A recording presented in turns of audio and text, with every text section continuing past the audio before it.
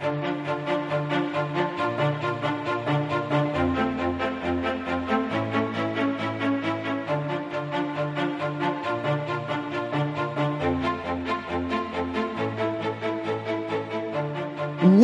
to Countdown to Classic, a podcast that educates, informs, and gossips about World of Warcraft Classic.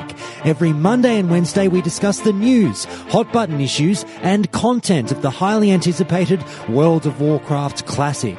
I'm your host, Josh Corbett, and I'm an absolute nut for the vanilla days of World of Warcraft.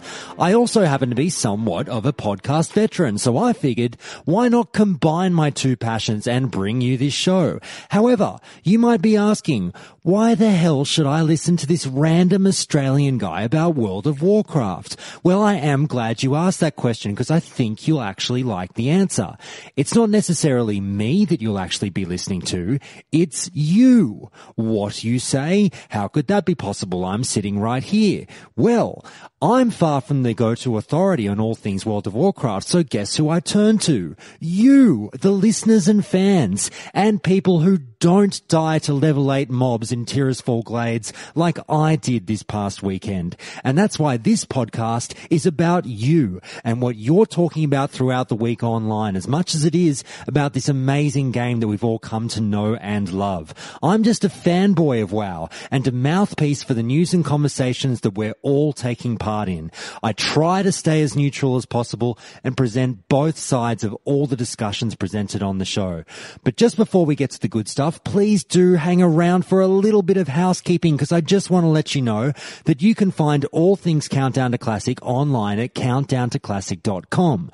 More importantly, please everyone hit subscribe to the podcast on iTunes, Stitcher, or wherever you get this podcast from, and like, follow, or subscribe to the show on social media. You can find us on Instagram and Facebook at Countdown to Classic, at Twitter at Count2Classic with the number 2, and on our YouTube channel at Countdown to Classic. One small favor I would ask is that if you're currently listening to the show on YouTube and you're liking what you're hearing, then please do click the download or stream links on the website as well, as I primarily lean on those figures as a look into how the show is growing. Now, because Countdown to Classic is a show about you, the players, this is very much so an interactive experience, and I really want to hear your feedback or input on the show.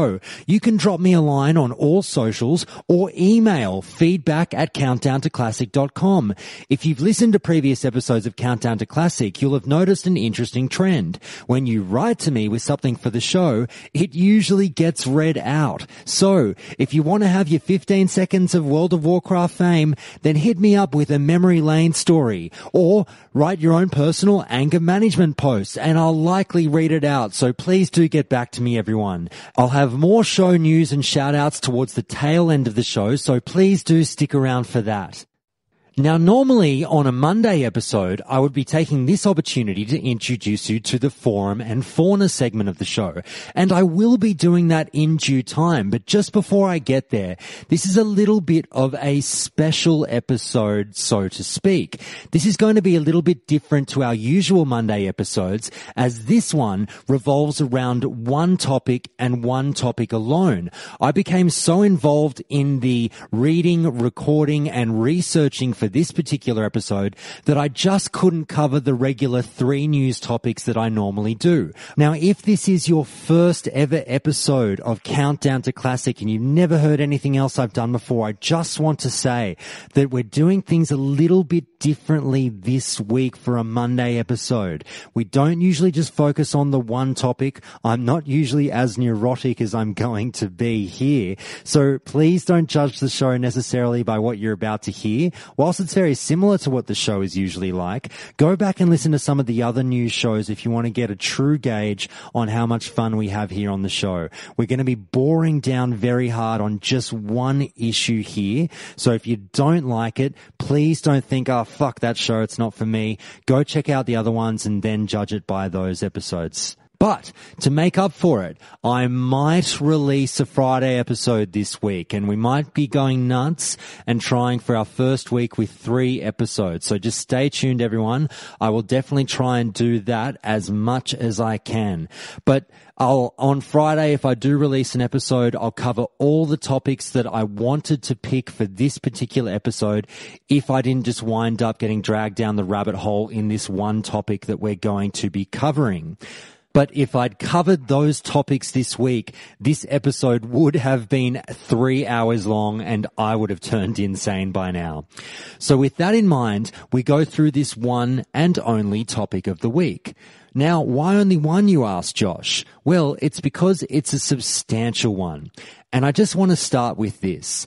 This topic concerns purported leaks of classic World of Warcraft information by YouTuber Tips Out Baby. So, firstly, you might be asking, who or what is a Tips Out Baby? And I'm going to kick off with this very hefty preamble to what you're going to hear over the next 60 to 90 minutes during this podcast.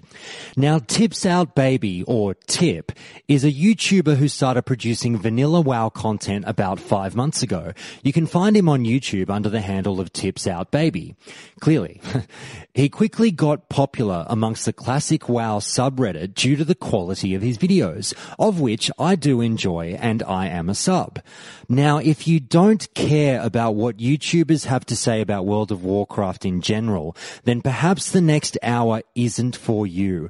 However, this episode does concern potential World of Warcraft classic leaks and information. So I would hope that you'll stick around to hear about that. But as I say, if you don't want to hear me go on and on about one guy and his recent contribution to the community, if you're not involved in the World of Warcraft classic subreddit at all and couldn't give two shits about who gets spoken about there, then unfortunately this week's episode won't be the podcast you're looking for.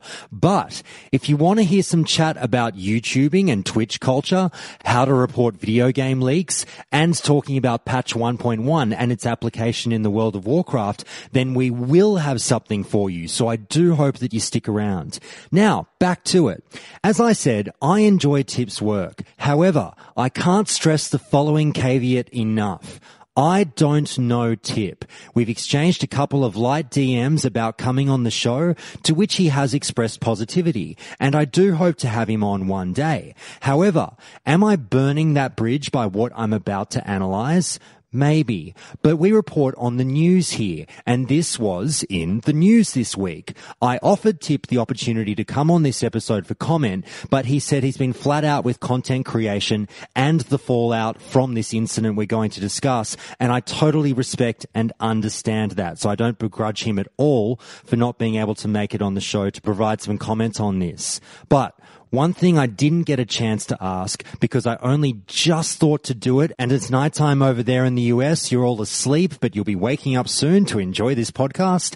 So with everyone being asleep, I didn't get the chance to run by Tip that I'll be playing a few clips from his stream that we're going to be discussing.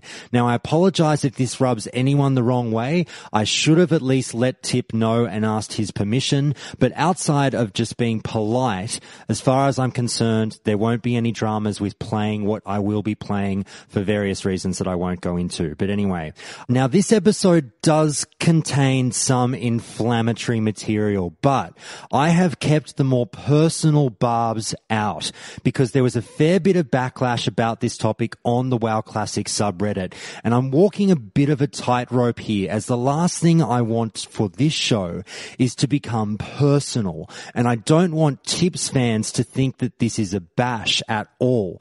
However, there are still some negative comments, so I don't want people to think I'm going easy on him either.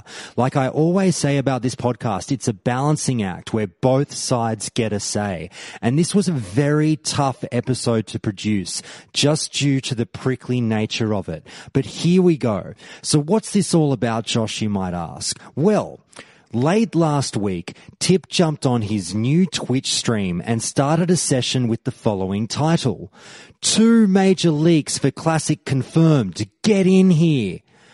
What I'm going to do now is I'm going to play you the clips that I mentioned. There's a few to get through, so I'd please ask for your patience, and then we'll get to the commentary and community reactions afterwards with a bit of forum and fauna. So, Tip opened his stream with this. Ladies and gentlemen, there are 2 major leaks for Classic WoW. And I have confirmed the validity of those leaks today. This is not a drill. This is not some fake hype. 2 major leaks. The first one is coming from a 95% credible source.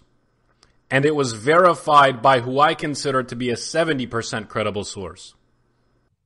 With the word leak being used in the title and being mentioned at the top of the stream, obviously people's curiosity was piqued, and viewers flocked to the channel to check it out and chat with Tip. So what were those leaks mentioned? Well, Tip begins to tell us with this.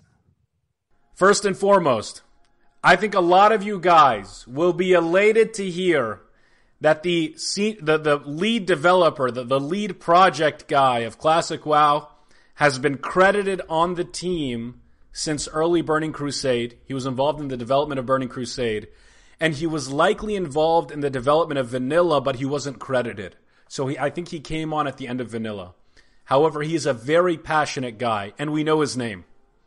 We know his name, but I don't want to tell you his name. I'm not sure if that qualifies as doxing. As you heard, Tip claims to know the identity of the lead developer on Classic and somewhat lists their resume, but stops short of giving a name with the fear of doxing. More on this later. But he goes on with more information about the second in command, if you will, of World of Warcraft Classic. But yes, it is Valve. He is from Valve. He is highly qualified. Let me just put it to you that way. And he is going to be very much involved in the infrastructure side of things. After Tip tells us that, he goes on to give the next of his leaks, which is probably the meatiest one. What I'm about to say, I have wanted to say for so many years, guys. For so many years, I wanted to say the words that I am about to say right frickin' now. And I'm literally about to cry. I'm not even joking. I'm literally about to cry. It is 99% confirmed that we are getting hashtag no changes. 99% confirmed. I would say 100%. I would say 100% confirmed that we are getting no changes. No changes to Classic WoW. Hashtag no changes in the chat, please, ladies and gentlemen. No changes, ladies and gentlemen! So with that doozy being dropped, Tip rounds it all off eventually with the final tidbit of inside information. So, the second part of leak number 2 is the size of the team. The size of the team, ladies and gentlemen, is 5 people. 5 people are on the Classic WoW team as of today. With the reporting of those supposed facts, Tip then goes on to provide a bit of speculation based on that information that really threw the proverbial cat amongst the pigeons with this comment. Let's define what no changes means, fellas. Somebody's asking, does that mean 1.1 no changes? It's still up for debate. It's still up for debate internally. Okay? We don't know. We do know that they're still collecting feedback. Let me put it to you that way. They're still collecting feedback. There's no confirmation on 1-to-1, although I will say this, and I was surprised to hear this. 1-to-1 is more likely. So from 1.1 to 1.12, it currently seems like it's more likely than a 1.12.1 Frankenpatch style thing, which is very interesting to me. I found that pretty ridiculous. But it's looking like that is the likely pick. As you can imagine, that was a big deal as far as speculation goes, and we'll get into what all of that means later. But for now, that's just what happened. And this information eventually spilled onto the Classic WoW subreddit, and things blew up from there. A lot of questions arose from this bomb that was just dropped. Questions ranging from, who is this guy, to why should we believe him, to holy shit, Blizz is actually going to give us patch 1.1, etc., etc. But before we get into the potential validity of Tips's comments and how people felt about the way in which this information was reported to us, I want to focus on what was said.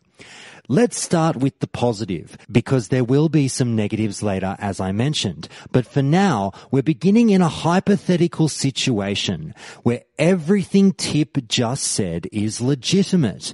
For all of you skeptics, of which I should say I am one, please bear with me before you dismiss this show as giving in blindly to whatever information is put before me. Trust me, the skeptics will get their turn. But now, let's suggest this source of Tips's is spot on. What did we glean from this information? Well, number one, we got told that the lead developer position was a role that was filled from within by someone who has worked at Blizzard for years, all the way back to the Burning Crusade, and possibly vanilla. Tip is right. If true, that would fill us with confidence that the project we so look forward to is being looked after by, quote-unquote, one of us. Point number two, the second developer is from a respected company who might know a thing or two about the industry. They're not handing these roles out to guys like Jimmy, everyone's favorite fictional Blizzard employee who shits up the toilet on the second floor all the time, as I mentioned on a previous episode. But this is a bit of a no-brainer. I would trust a company like Blizzard to hire intelligently. And the information about this person being from Valve would fall in line with that. The third point. Now, the information here is light to non-existent. I think it's inferred later in the video that someone somehow has heard someone from Blizz utter the words "no changes" in relation to how the tone of the development of Classic was going to be. But we get those words "no changes." Two words that the purists have been dying to hear. Some people won't be stoked by that news. Some will be. But if true, this is the exact kind of insight that the community has been dying to know. The one piece of information we've been warring over. Changes versus no changes. And Tip tells us that he is the one who has got to the answer first. This would essentially do the following. It would debunk the theory that the Twitter video we got a short while ago celebrating the anniversary of the European release of World of Warcraft contained classic alpha footage, as that footage showed original character models with updated shadows, which would obviously be a change. And we just got told by Tip, no changes. So scratch out the Twitter video. For now. It would also seemingly confirm that not a single quality of life change post-vanilla would be implemented in the game. If Blizzard stuck to this no changes ethos, then say goodbye to that tweak to the mail you wanted.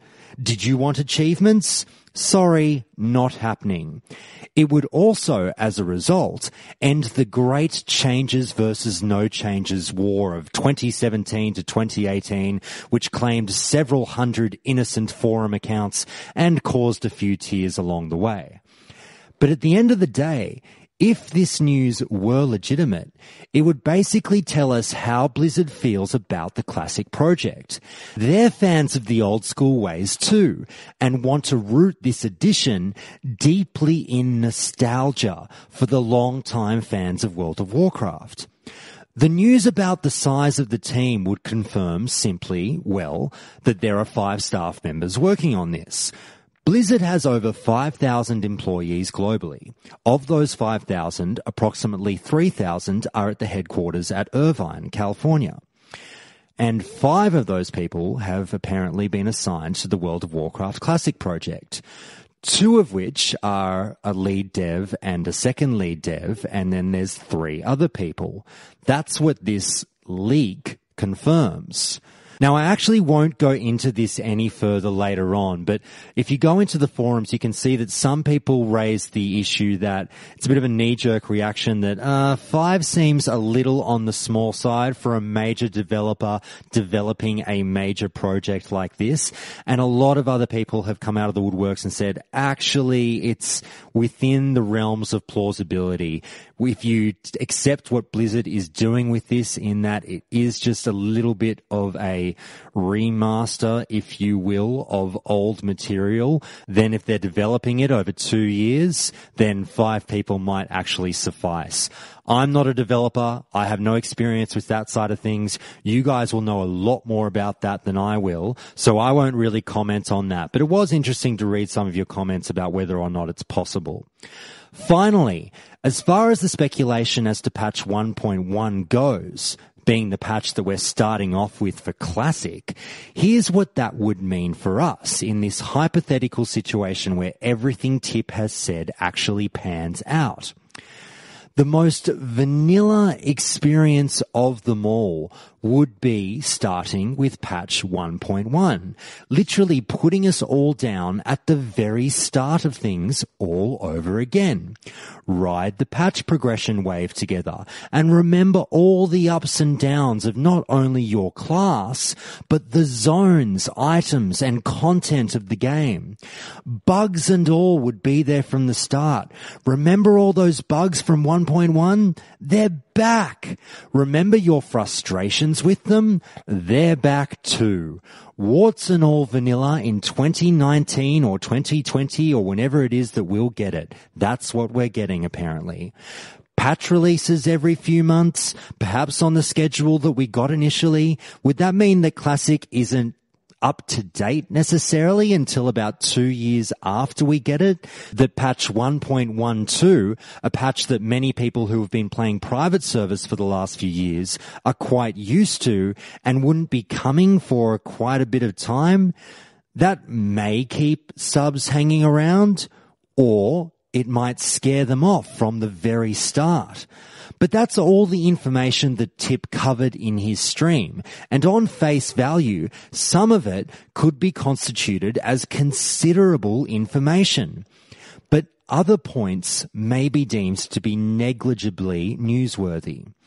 After the news dropped, many subreddit users started weighing in on it. Many people came out of the woodwork questioning not only the validity of Tips's claims, but also the perhaps not so clandestine goals of delivering his scoop the way in which he did. Tips's fans commented as well, defending his honour and balking at the suggestion that he would dare sully his good name in the interest of spreading unsubstantiated lies. Now, as we do on Countdown to Classic, we will present both sides of these arguments and use the comments posted to provide context and fuel to each side's fire. So the main question that we're really left with here is this information credible or not? Now again, I just want to caution you that some of the commentary and posts you're about to hear, all of which are from the WoW Classic subreddit, might stray to the side of critical. I've done my best to filter out anything that got overly nasty. As you know, forums are not for the faint of heart or the weak of bowel. You can imagine some of the personal barbs that this kind of information elicited. But if you want to read them, then jump on the Reddit page, because I won't get nasty here. But in saying that, I won't shy away from posts that sought to somewhat intelligently call out the way in which this information was relayed to us. This isn't an ass-kissing session, and Countdown to Classic never will be the place for that. You'll hopefully see this when I start taking calls and interviews with game identities and fans. We're all fallible, and as I say on the show, this is the thinking man's or woman's World of Warcraft podcast. We don't play checkers here, we play chess and World of Warcraft. And so if you're easily upset by heated arguments, maybe skip this next part and I'll see you at the next episode with no hard feelings. So, who's still with me? All of you? Great! And with that, we'll turn to a very special WoW Classic subreddit edition of Forum and Fauna.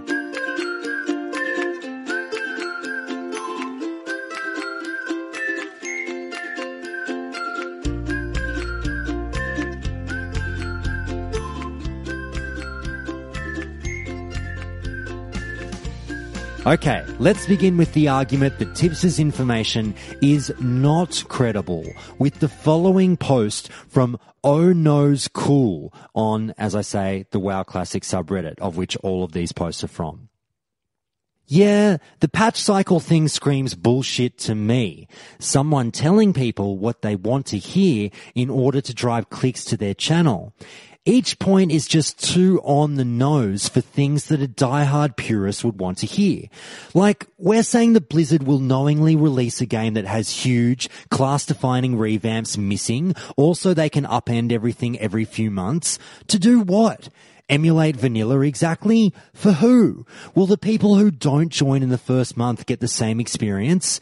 What if they don't have the time to play during release? How will people playing the pending revamp classes choose to play? It just seems so unlikely. Coming from a tiny channel, it also seems unlikely he'd have any true leaks from a small, closely knit team. They'd immediately know who leaked it, so why send it to a small channel where there's not much to gain? Also, he drags out the leaks for an hour. If he got detailed, proper information, I can't see him dragging it out if the goal is to disseminate that information. I can totally see if it's his goal to drive viewership. YouTube, for instance, recommends videos based on how long someone watches, not total view count. Next, he sets up excuses with, my sources are human, things might change, I don't have 2 sources on this yet, etc., etc. He also immediately and preemptively offers to donate the tips to charity if he's wrong. This is not someone confident in the information they're providing. Finally, there's no proof at all. Leaks that turn out to be true provide emails, PowerPoints, names, things that are verifiable through normal means, and something that adds credibility. There's also no uninteresting information. Could be that he pruned this, but most leaks give something other than all the juicy stuff, even if it's just something as simple as the normal meeting schedule or some random details. Now, with that user's post, a lot of things were raised, but the overarching point is that there may be some ulterior motives to consider when digesting these leaks. Firstly, in a situation like this, we have to ask ourselves who the person is who's bringing us this information, what sources they've used, and why they have relayed this information to us and how they've done so. The first thing to consider from the above is how we got this information. The post alludes to Tip having a relatively small YouTube channel. Tip currently has about 4,600 subscribers on YouTube, and yes, perhaps in the grand scheme of YouTubing, that is indeed considered to be on the smaller side. Now, please do take that with all the irony of a relatively small-time podcaster that you're hearing now, calling 4,600 subscribers peanuts, because it's about 3,600 more subscribers than what I've got, and frankly, I would consider, perhaps not quite do, but at least consider giving up my firstborn for those kind of numbers. P.S. Thank you for the 2,500 downloads again last week, everyone. Countdown to Classic continues to go. Go Countdown! Anyway, we are being asked to believe that a credible source in Tibbs' eyes has decided to choose him and his channel to deliver this seemingly key information. Not better-known YouTubers, some who have relationships with Blizzard and may seem more likely to have cultivated internal sources over time, people such as Bellular Gaming, Preach Gaming, and Asmongold come to mind, who have 369,000, 339,000, and 238,000 subscribers respectively. Granted, not all WoW YouTubers focus on Classic, but the options are there. A few other things raise eyebrows. Why weren't the sources described further without giving names? We all realize that you don't burn a source, but telling us where they're from helps. Now, I dug this up from the NYU School of Journalism, and I know I was going pretty deep on this one, and I'm getting a bit anal here, but not that I expect anyone to really go to bed saying this mantra, but it says, if an anonymous source must be used, you should attempt to offer as much detail as possible about who the source was and explain the reason that anonymity was given. For instance, identify a source as a police detective close to the investigation who requested anonymity because her superiors had ordered her not to speak publicly on the matter. So, I would even go as far as to say, even if it's as vague as someone who works within the industry, it could work. Sports reporters will frequently cite my source inside the Yankees or someone who speaks to me who works inside the league, etc., etc. Now, I did actually receive a comment from Tip about this in a Classic WoW Discord channel, and he said the following. To your point, Countdown to Classic, I did include a descriptor. I said, quote, someone I also trust and who is as close to the project as you can be without being on the team, end quote. Any more than that, and I potentially compromise my sources, something I am not willing under any condition to do. I hope that clears things up. Now, I didn't play you that clip in what you heard earlier, but Tip is 100% correct. He did go into that during the stream, explaining that it was someone who was as close to the project as you could be without actually perhaps being in the project. I think that's what he's trying to say there. I don't think he's actually inferring that it's someone on the team or even someone who works within Blizzard necessarily. However, I do disagree with Tip there, and I say that that's not a descriptor in this instance. It's not quite cutting the mustard, just saying it's someone who's as close to the project as you can be. There's still a large element of vagueness to that statement, but perhaps we'll agree to disagree on that one. But we then go on to things like, why wasn't the name of the lead developer given? Because of doxing concerns? I personally wouldn't classify that as doxing. News outlets frequently report tips on who has been anointed a successor to a position in a business. It's even stranger that he then sort of lists their resume and creates an odd game of guess who by also ruling out people who it definitely isn't. I didn't play that part in the clips, but he does read out some names and say it's not this person, it's not that person, it's not this person. So just to give you a bit of context. There's also the rabbit hole of some people saying that we've already gotten this information from interviews thus far and that the developer position information was actually already available via a LinkedIn profile update, but I won't really get into the nitty-gritty of that. Also just things like the use of words like confirmed versus speculation, 100% happening versus I might be wrong, things like that just caused a little bit of doubt in my mind and helped my skepticism sort of build over time. Okay. He's telling me 100%. Not 95%, he's telling me 100%. I find it very, very unlikely that both of those guys are wrong. But it's still speculation at the end of the day. According to the source, it is 100% confirmed. Now, again, I can't confirm it personally, but according to the source, it is 100%. If any of my sources happen to be watching right now, and they would like credit, let me know. But anyway, we now turn to the argument that Tips's information is, in fact, credible. And we start with the following submission from user Renectoid, who says this. He's putting his reputation on the line for us to trust the leaks, as he doesn't want to reveal the actual leaker from within Blizzard. Nobody sane would assume it's complete untrustworthy bullcrap, like they would if he's just randomly posted from an anonymous account, because he's effectively risking his YouTube to give us this information. If none of this is true, he's going to lose a lot of subs. Remember, he did give some fairly concrete information. The head dev is credited for Burning Crusade, but probably worked on Vanilla, for example.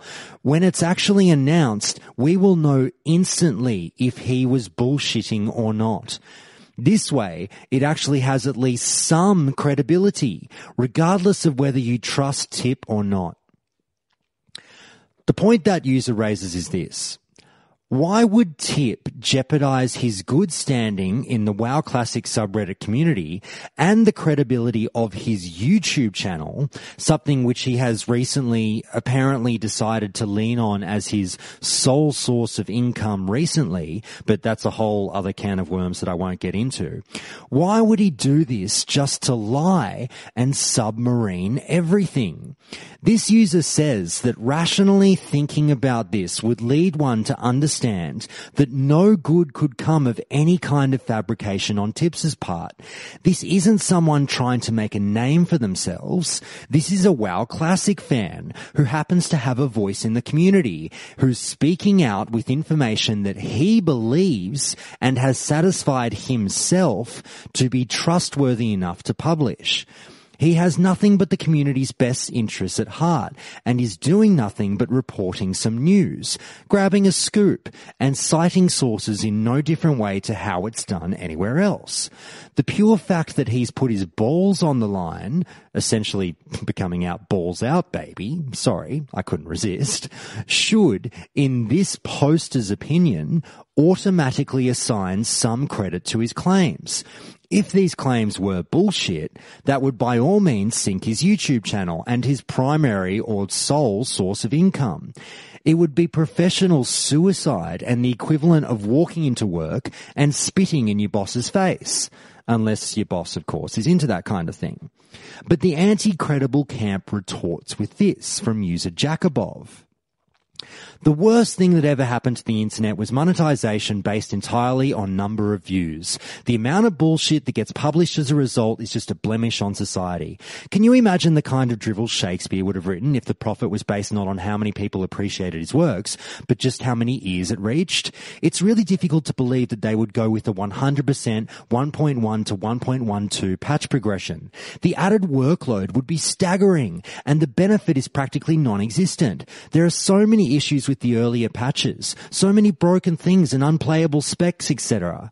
They wouldn't decide to do this unless Blizzard has totally changed its stance from a business model to pure nostalgia and gaming enthusiasm, which sounds completely unrealistic.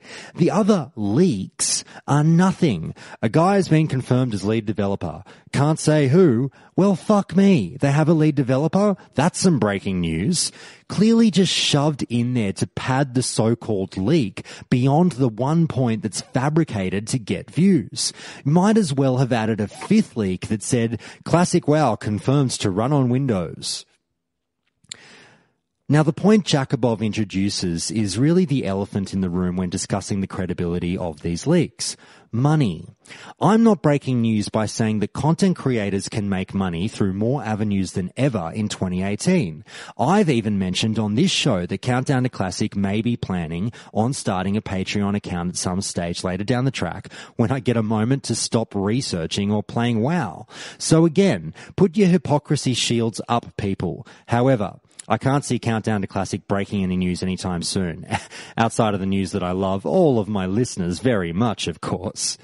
But there is a possible financial gain for Tip to be had by providing vague or potentially false information online. He released the information on his new Twitch channel, having just started streaming within the last month. He chose not to release this information on his YouTube channel with its solid base of subscribers. Why would he do that? Well, if you're not familiar with Twitch, there is one feature it allows you to earn money through that YouTube can't provide. I'm now going to play a roughly 90-second clip from Tip's stream again. Please do bear with me through the duration of it. And in fairness, this has been edited. I haven't changed any of the words or anything though. It's not like what Rock Bottom did with Homer in The Simpsons. Shout out to Simpsons fans. But I've clipped a number of instances together. These didn't happen as close in time as it would sound. They were all a few minutes apart. But this clip goes towards the point as to how money can come into play for Tip in this situation. Dude, I was like, yo, dude. Yo. Fishy! Get out of here, bro, dude. Oh my god, no. Nah, dude. You know what? Let me actually. Can I disable donations because I'm about to get flamed really hard. I totally forgot about that. Redo leak 1 and leak 2 as well. I'm guessing if some people tune in a little bit later. Dude, Crom, you freaking animal, dude. What is going on right now, fellas? Just an awesome dude all around. He streams WoW. He streams like a billion other. Don't do this to me tonight, guys. Don't do this to me tonight. I can't handle. Dude, I love you guys. I love you guys. All right. What the hell is wrong with you people, dude? What is wrong with you? What are you guys doing, dude? Save your money. You've got a mortgage to pay one day. You're gonna get married, hopefully, have a whole bunch of kids, dude. Save your money. Don't give it to me, dude. I'll take $1 here and there. I'm not gonna lie. I need it too. But, dude, thank you so much. Mix of my love and my heart and soul is for you, dude. If these leaks turn out to be false, I will donate every single penny that has been donated tonight to a charity because I'm not about that donation baiting game, fellas. Tips for Tip. As you can hear, they flow through the stream, and it winds up being a relatively profitable broadcast for him with a few $100s coming in, which definitely isn't bad for an hour and 52 minutes worth of work, which is how long the stream was. He mentions early in the stream that he forgot to turn off donations, and then he receives several more after mentioning that. He tells people, "Why are you spending money on little old me?" and "Oh, shucks, you guys." And that's the beauty of Twitch. It's touching to think that people would pay to hear people talk about or play games. But they do. And we know it. Is this outrageous behavior to accept tips during a stream? No, not at all. However, if that stream is crafting a false narrative, people may begin to say otherwise. Tip would love to build his Twitch audience. A stream like this would be one hell of a way to do that. Now, Tip did turn somewhat apologetic and surprised to the point that he offered to give all the money received during the stream to charity if the leaks proved to be false. A couple of little things from that. If I had donated the money to Tip, I think I'd want a refund rather than it going to charity. And nothing against charities, but I chose to give the money to Tip. If it's not going to Tip, then give it back to me, not to a third party. But maybe I'm way off there. But also, how do we qualify the information as being false? If he hits 1 out of 4, does he get to keep the money? If it was true at one stage, but then changed later on, does he get to keep the money? It's just a bit of a head scratcher, and I'll let other people worry about that for now. But in the meantime, we go back to the pro tip argument with this from Full-Time Pleb. Damn, the man is just trying to do right by the community, and he gets this in return. He's got good intentions. So what if these leaks turn out to be untrue? At least he's creating some sort of hype. And the worst that happens to poor old you is what? Literally nothing. What a bad person he is. Now, I think what Full-Time Pleb is trying to say there is that Tip is doing nothing more than right by the community. This kind of thing is nothing but good for us. The validity of what he's saying doesn't actually matter in the grand scheme of things. It's all been done in the name of hype, and that's what the guy has taken on as a job. And for now, he's been doing a pretty good job of it. This user suggests that all is fair in love and hype. That even if the information was bogus, none of it matters at the end of the day. Look, here we are talking about classic World of Warcraft some more because of it. Here you are listening to some Australian guy talk about it for an hour and a half, even though, to be fair, you might not have realized that this is what we were going to be talking about, but here we are. You've stuck around. And I love you for it. But when it comes to news about World of Warcraft Classic, are we so hungry for it in Blizzard's silence that we'll take anything we can get? Do we have a "please sir, can I have some more" attitude and open the gates for content like this because Blizzard won't step up to the plate? Tip: if anything, is only doing us a service by taking it upon himself to ask questions of his people and his sources and relay whatever info he digs up. This poster says, if Tip wants to play reporter, then that's fine by him or her. And whilst I very much disagree with that position personally, that might just be because I'm a skeptical asshole lawyer and being skeptical is what I do. Now, at this point of the show, that'll be enough of the rough stuff and the way in which this info came to us. If you feel I've been laying the boot in or have some kind of a vendetta going here, I do apologize. I can assure you I don't. As I said, I'll still be reaching out to Tip to come on this show, and he may well tell me to go and royally fuck myself. But I'll still try to ask him. And I'm still subscribed to his channel, and I still watch his videos happily. But this is a World of Warcraft podcast, not a World of Responsible Reporting podcast. So let's get into the Warcrafty stuff, shall we? And let's talk about patch 1.1 and what people think about possibly starting there with Classic. I'll kick it off with this post from Grote86, who says this. Starting at 1.1 is fine. The patches come relatively quick and all the classes have flaws at the start. The only really bad problem will be no trinkets for Rogue Stun, but I am willing to live without it for a few months. It won't be the end of the world. Starting at 1.1 will be the best option for Blizzard to gain media attention and fan interest, since it will be marketed as the authentic experience. And it also makes the buzz of new server releases after Classic comes out much more exciting. That's a very good point. The authentic experience. The al dente of World of Warcraft tastes. When talking potential World of Warcraft patches that we'll get with Classic, I've found it's like asking people how they like their steak. Medium rare, sir, with a bit of patch 1.10. Well done with patch 1.12. Or perhaps you like it blue with patch 1.1, because that's what's come up here. Were you there for patch 1.1? That's how it all started. Most of us are well aware that it wasn't a patch 1.0 that kicked it all off in Azeroth. It was patch, 1.1.1, I do believe. That buggy, amazing mess of a beautiful game that I've only ever heard about in dreams and raging forum posts. I wasn't there on day one. I didn't see patch 1.1. But did you? Perhaps you were a day one subscriber and experienced every bump along the way, hearkening back to a time when classes were an unbalanced mess. Bugs needed more than just an exterminator to fix, and itemization was a term that Blizz hadn't even looked up in the dictionary yet. But the best point this post raises is if we're doing the full vanilla thing, naturally, we should start here, right?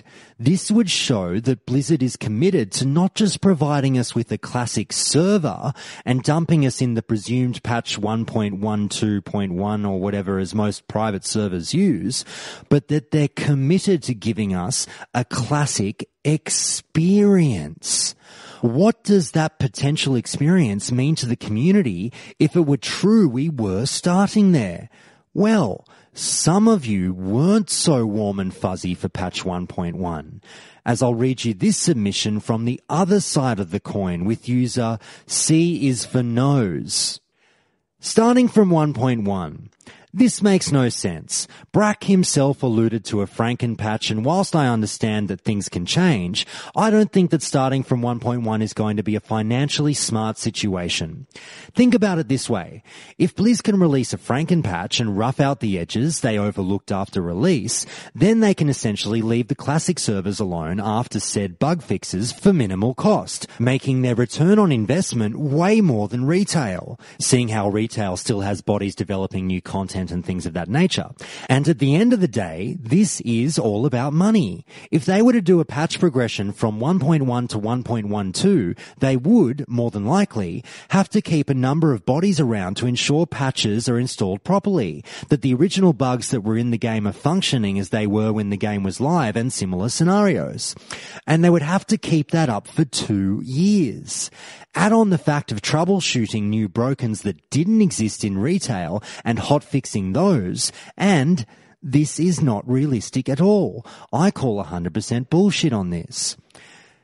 The point that user raises is this. It doesn't add up if Blizzard were to do patch 1.1. They'd be shooting themselves in the foot and creating a vast amount of extra work for themselves, which is something they have explicitly said they don't want to do.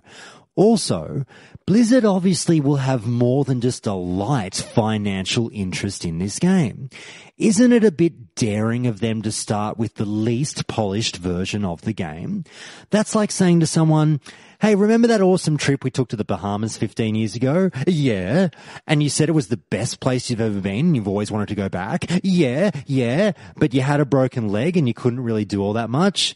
Yeah. Well, we're going back to the Bahamas on a reunion tour, but we'll have to break your leg in advance, to make the nostalgia authentic. I mean, that's essentially how it comes across. How is Warts and all going to sell this game to people who haven't played it before?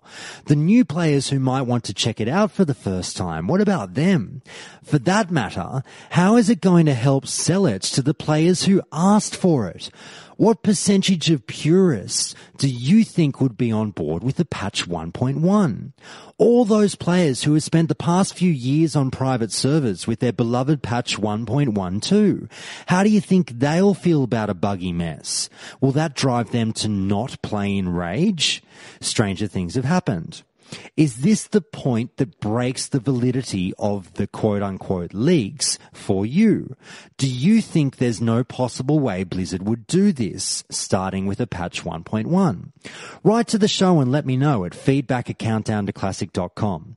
But with that, we move back to the pro 1.1 argument with user Falathron. Now, this one I did actually steal from the WoW Classic official forums. It should start at 1.1. Roll out the patches progressively along with their features. That way, no one can disagree on what features should be present at launch. That user's point is this, and it's something I hadn't actually considered yet. Patch 1.1, if we were to start there, really does solve all the arguments, doesn't it? Changes, no changes, changes, no changes. Why don't you both shut up? None of us were right if they do this, as we wouldn't be able to bitch about what they did and didn't do with a certain patch. By simply taking us through the patch progression from the very start, Blizzard absolves themselves of any kind of decision-making process that might alienate certain portions of the classic fan base. Except for those who don't want patch 1.1, that is. Shit, do we give them cross-realm battlegrounds? Forget that, do we give them AQ from the start? Why are you guys thinking about AQ? Are we seriously considering making any other class than rogues OP? Now, we're all lumped into the same shitty boat, essentially, with patch 1.1. Quit your whinging, you're all in this together. Now, I'm not so sure that that's a situation I want to be in, but I didn't play from patch 1.1, and I'd be lying if I said I wasn't at least a tiny bit curious about checking it out. And that's where you cue up the J. Allen Brack quote of, you think you do, but you don't. Finally, we'll wrap up this week's Forum and Fauna with one last anti-patch 1.1 quote. And it comes from user LaronX, who says this. If they actually start at 1.1, I'll recommend to everyone to wait a month or two for patches and content to come before playing. 1.1 was an empty mess in many regards. Going full retard by re-implementing worse class versions to please idiots trying to emulate the unimportant part of vanilla is rather disappointing. Vanilla was about the community and challenge, not about waiting 6 months for Battlegrounds and your class to not suck. Interesting final point from Lauren X, and that raises the following hypothetical situation. You've just waited years for Classic, then Classic drops, but it's with patch 1.1. Would you have the fortitude to hold out and not play for a few months because you didn't like the patch that the game came with, and you'll wait until patch progression kicks in? I'd like to see that. But seriously, everyone, personally, I'm with the no way camp. Come on. I know it was just speculation based on one comment that someone may or may not have heard out of second or third hand hearsay. But patch 1.1 tip, that's what you think we're getting? That's how Blizzard will serve up Classic after all these years and all this drama on what is effectively a bit of a poo-poo platter? That's how they'll deliver it to the new players or the returning old players who haven't been involved in all this forum changes versus no changes bullshit? That's like showing off your newborn to your mates in the delivery room. Hey, here's my baby. Sorry about the gunk. Want to hold him? I would be shocked if Blizz decided to do this. I still say I'll be shocked if we don't get some form of updated graphics. I'm not calling for it. I'm just expecting it. But I would be super shocked if patch 1.1 came with Classic. I feel like it would be so detrimental to their financial interests to release something that isn't polished, and which would obviously run against the Blizzard ethos of taking as long as it takes to get a game playing amazingly well, that it's ridiculous. Tip, keep up the great content, but I'm afraid, bud, I'm not with you on this one. Just before we move on to the next part of the show, even though Tip didn't get a chance to come on the show, he did send something out to the Classic WoW Discord channel that I mentioned earlier, and this was a few days after the leaks were posted, and he said the following. I made a statement about this a few days ago in another Discord channel. I'm glad people are skeptical. I would expect nothing different. In fact, we should always be skeptical of information thrown around.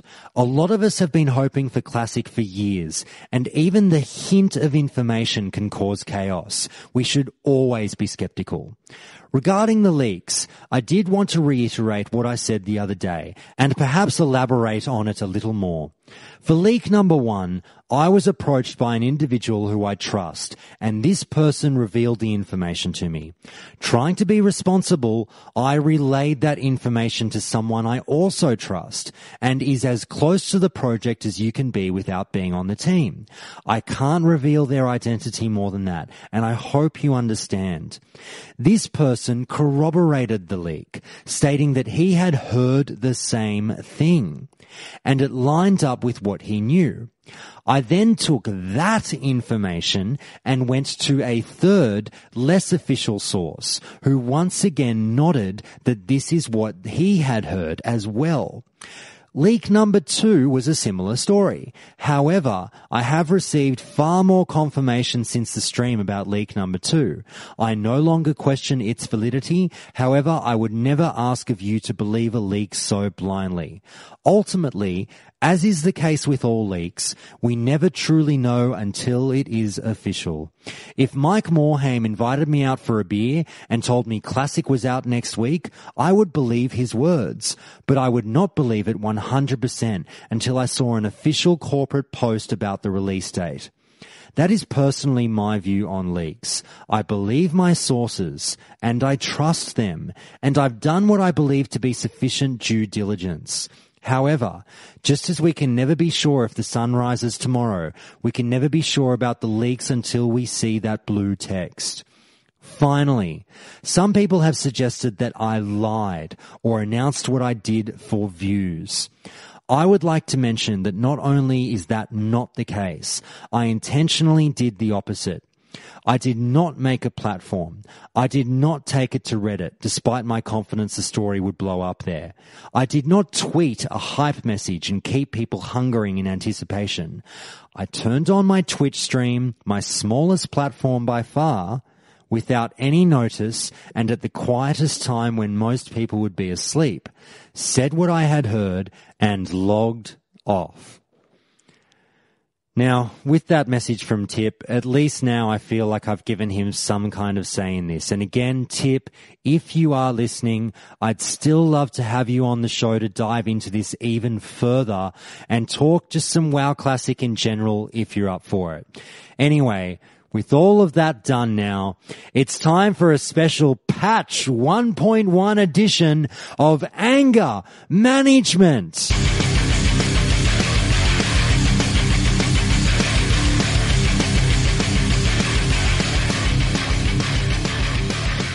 Each episode, Countdown to Classic, comes to you with some of the angriest posts that I've read throughout the week online. And this week, I bring you a special Patch 1.1 edition of Anger Management, where all the posts are in relation to people griefing about Patch 1.1. And we start with user Xanthak, who says this from the WoW Classic official forums.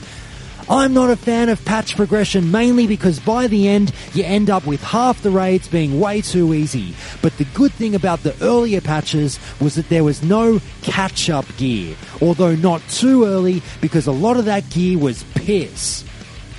Next is user Zion Fist, again from the WoW Classic official forums, who says this.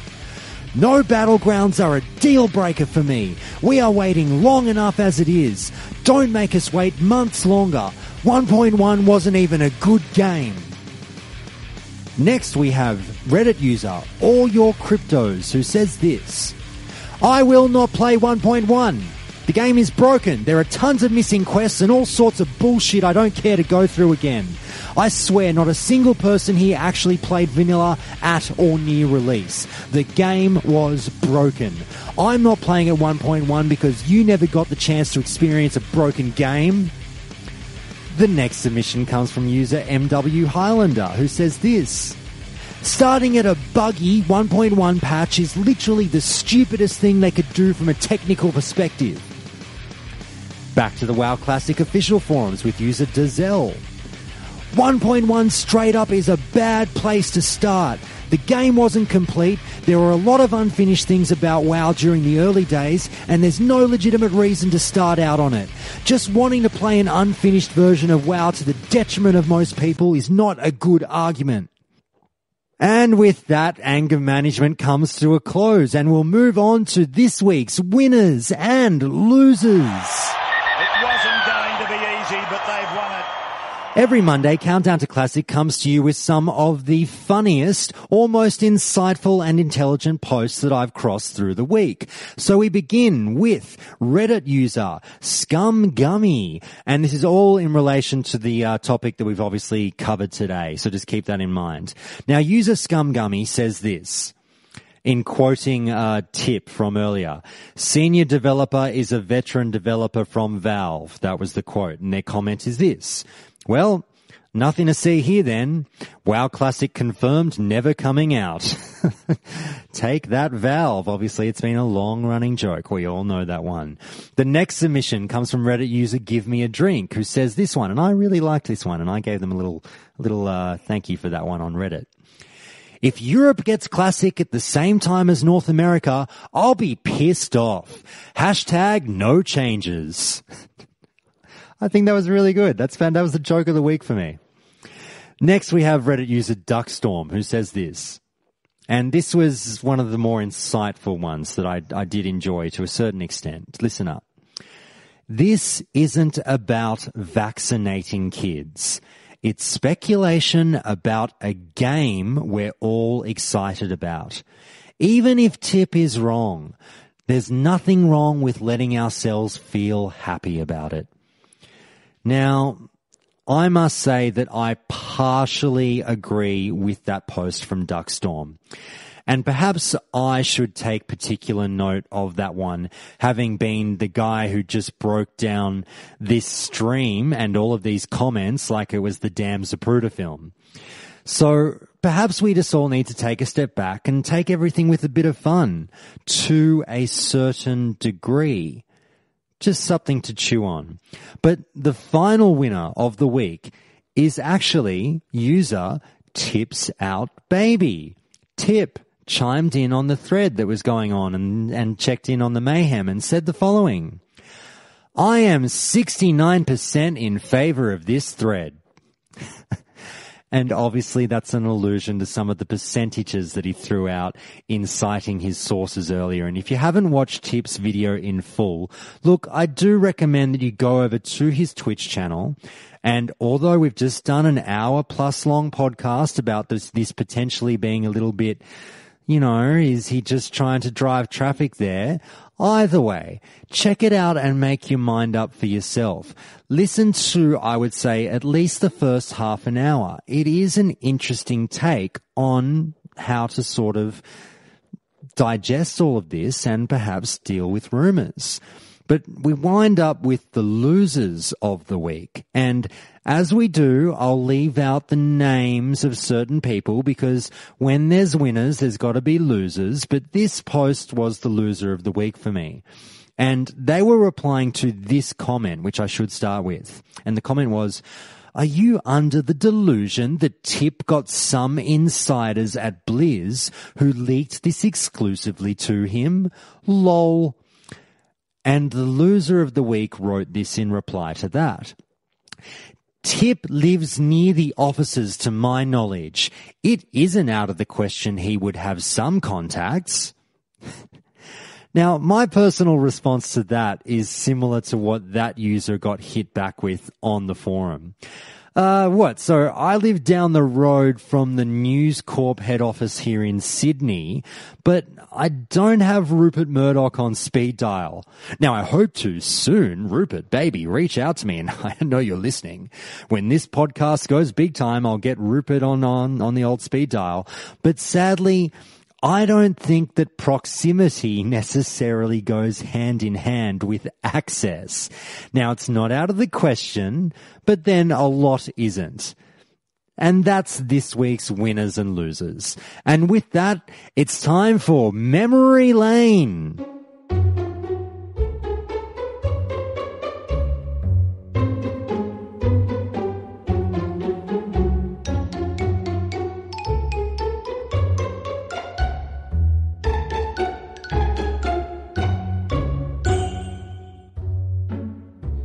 Every Monday, Countdown to Classic comes to you with some people's more memorable or funny adventures through the World of Warcraft vanilla days.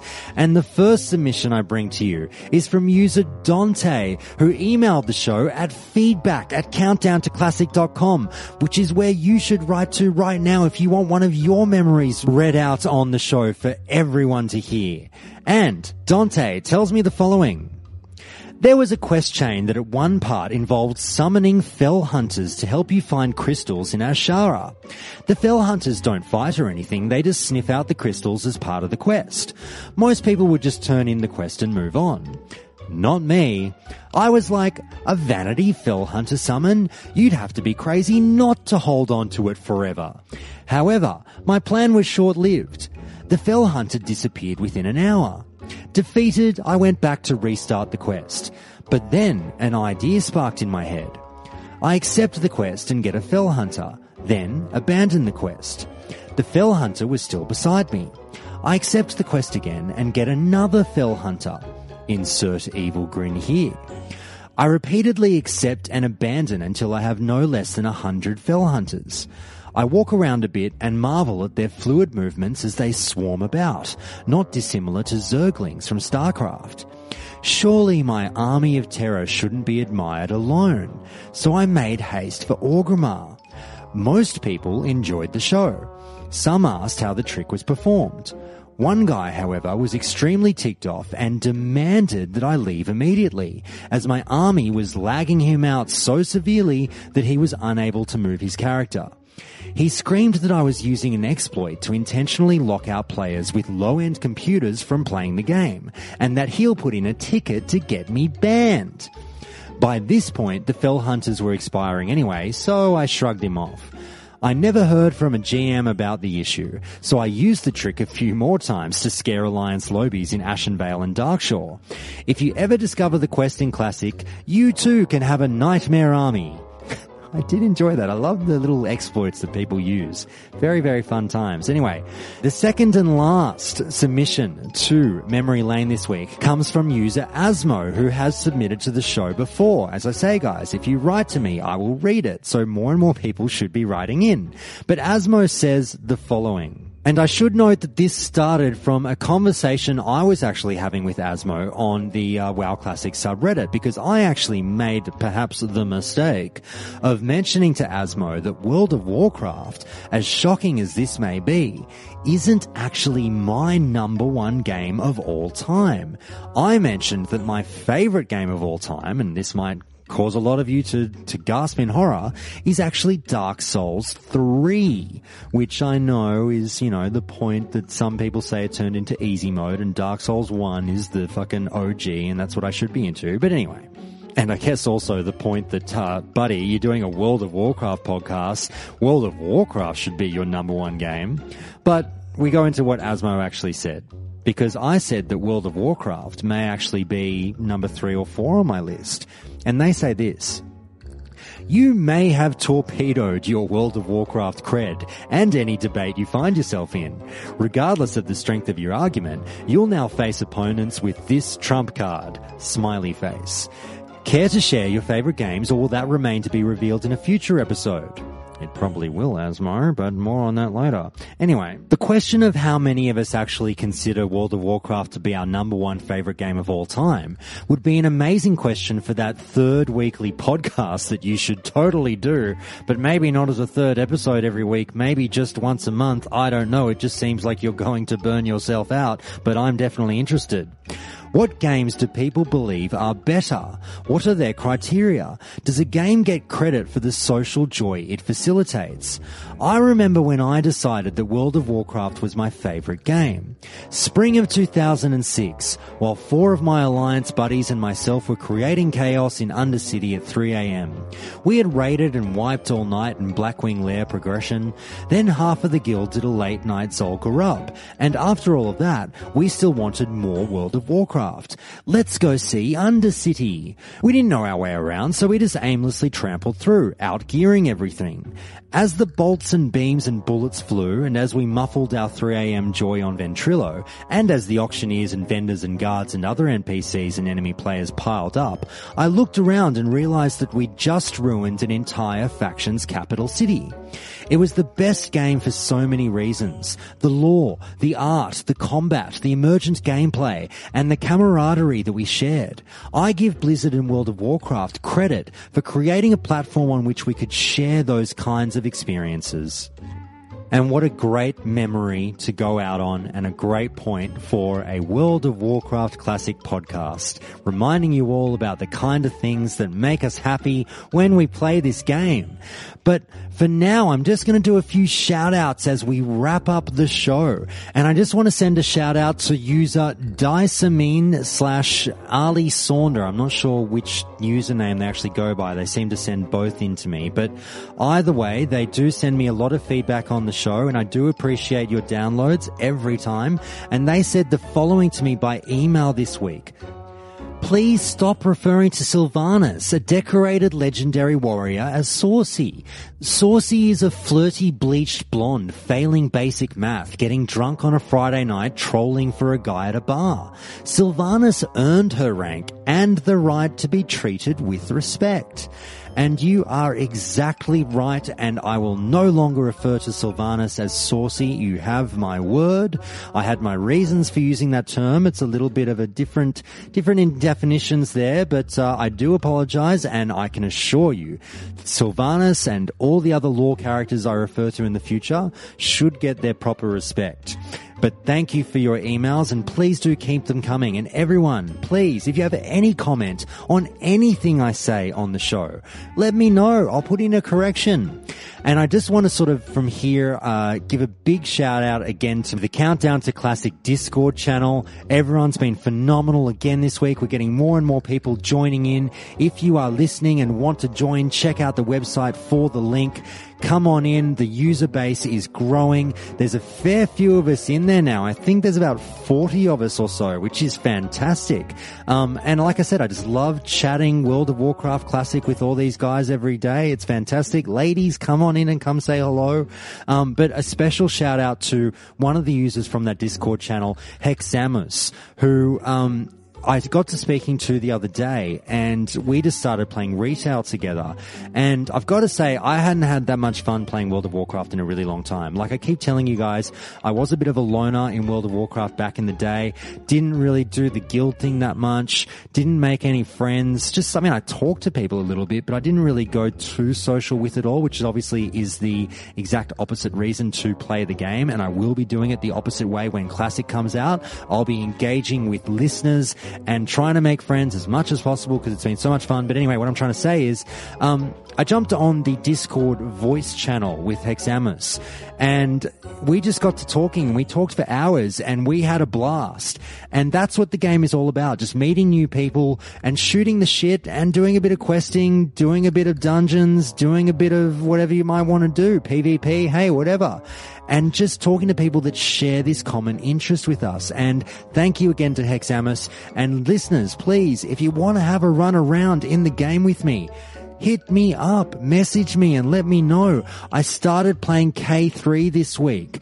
I am up to about level 13. I'm on the Horde side. Come and say hello if you want to just chill out in the game. But to all the people who have already said hello in K3, listeners like ST Viet, Soulside86 and many more, people have just been whispering me and saying, hey, Countdown, what's going on? Hey, Josh, how are you, buddy? What's cracking?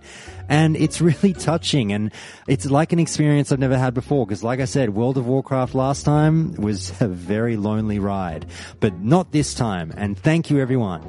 And with that, I will say good night, farewell. It's very early in the morning here. It's 1 a.m. in Australia, and I've got to pump this episode out right now for all of you. I will see you all again on Wednesday with part 2 of the Anchorage lore. And as I said, hopefully Friday with the other topics that I wanted to touch on today. Thank you again, everyone, for your patience with this episode. I hope I haven't rubbed any of you the wrong way. And I know it was a little bit different to the usual format, but I really got caught up in that topic this week, and so I wanted to afford it the proper time. But anyway, thanks everyone. Can't wait to see you next time. Cheers. See ya.